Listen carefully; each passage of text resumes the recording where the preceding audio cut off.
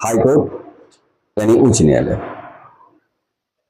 उच्च न्यायालय इसकी जो अधिकार क्षेत्र है वो प्रत्येक राज्य में एक उच्च न्यायालय होगा। वह उच्च न्यायालय एक से अधिक राज्य का भी उच्च न्यायालय हो सकता है। उच्च न्यायालय का अधिकार कार्य क्या है? हालांकि भारत में इंडियन हाई कोर्ट एक्ट 1861 के तहत भारत में हाई कोर्ट की गठन की गई।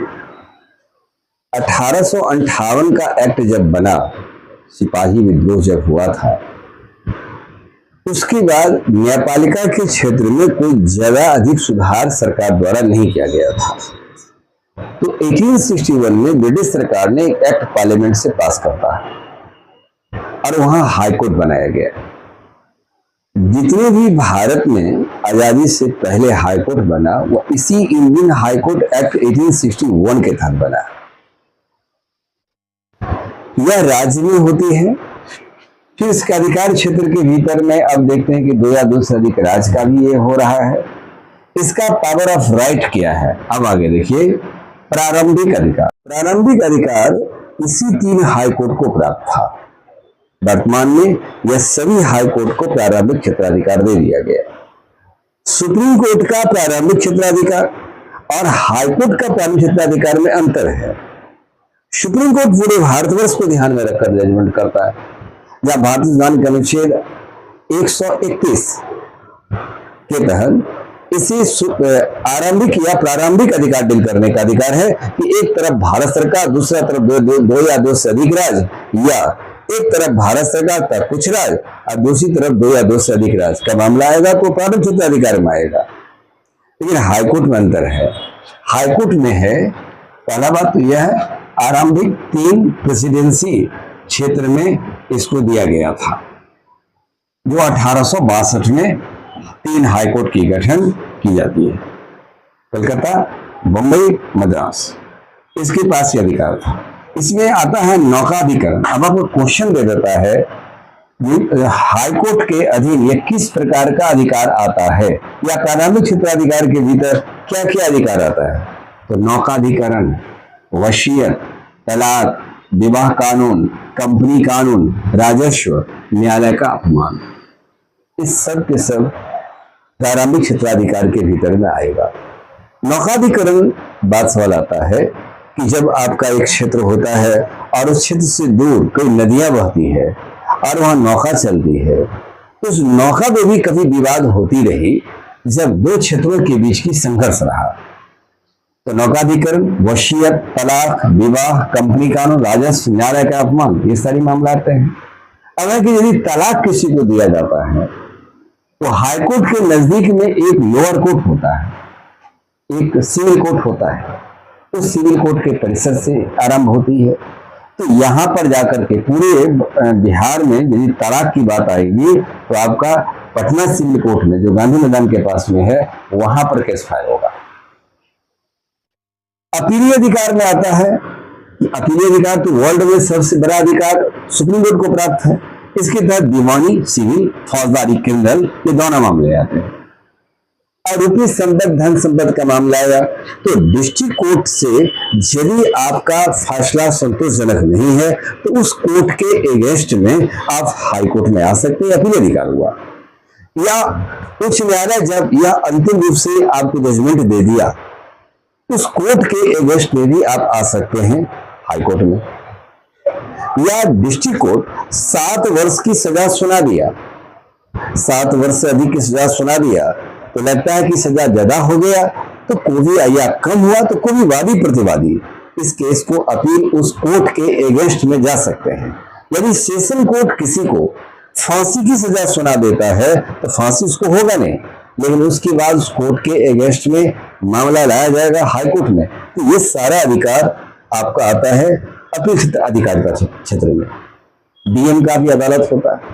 अब डीएम की अदालत के जजमेंट से आप संतुष्ट नहीं हैं तो उस निर्णय के विरुद्ध भी आप जा सकते हैं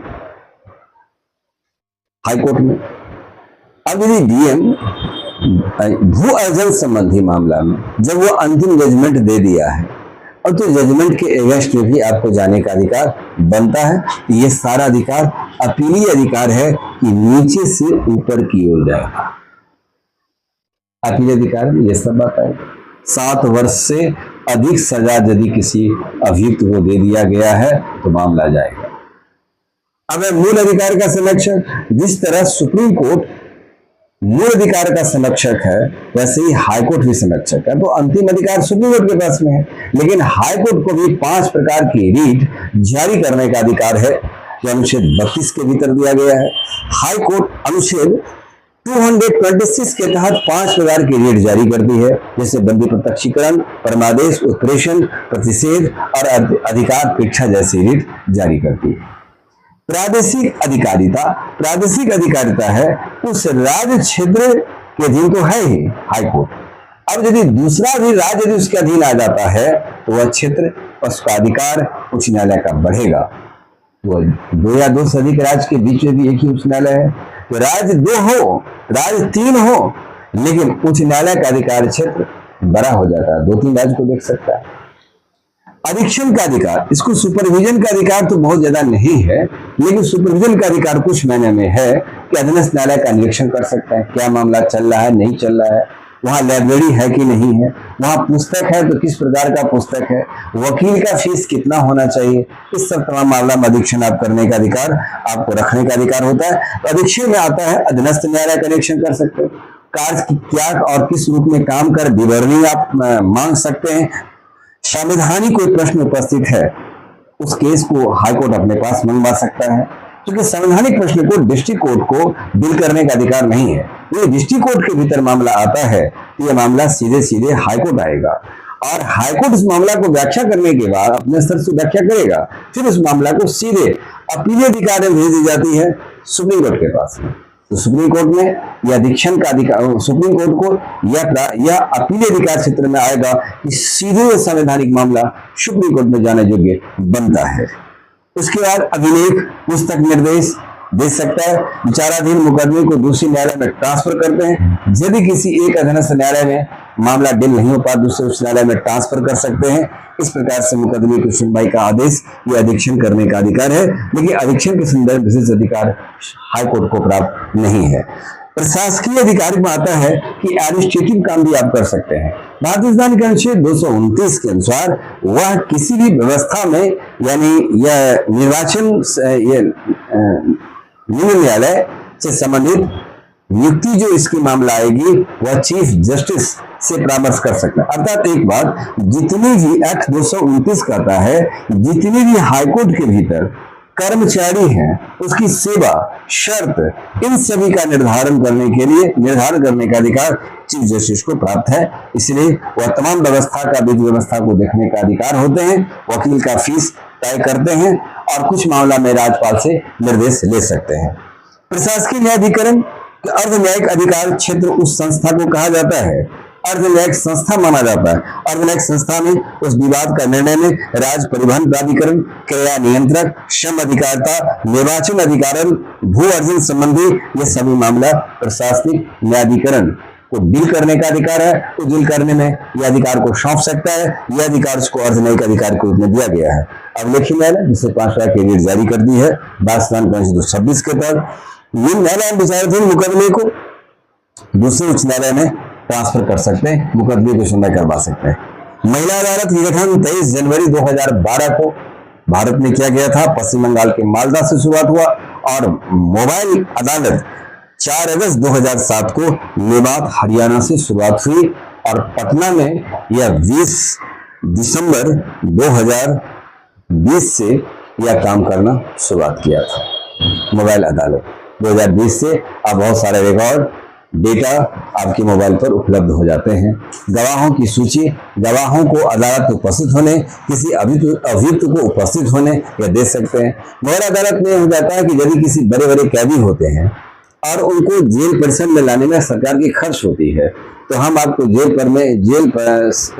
आप जेल में हैं, अदालत न्यायाधीश अपने स्थान से ही जजमेंट सुना सकते हैं। आप उसका आंखों देखा हालात देख सकते हैं। आप वीडियो के माध्यम से इसको आप नजारा ले सकते हैं। इस प्रकार का व्यवस्था मोबाइल अदालत में व्यवस्था की गई है। तो मोबाइल अदालत में सरकार की खर्च भी कम पड़ते हैं। दूसरा बात हो जाता है कि न्याय में जो डेट पर डेट डाले जाते हैं और डेट की डेट कम हो, यह भी व्यवस्था इस मोबाइल अदालत के भीतर किया गया है।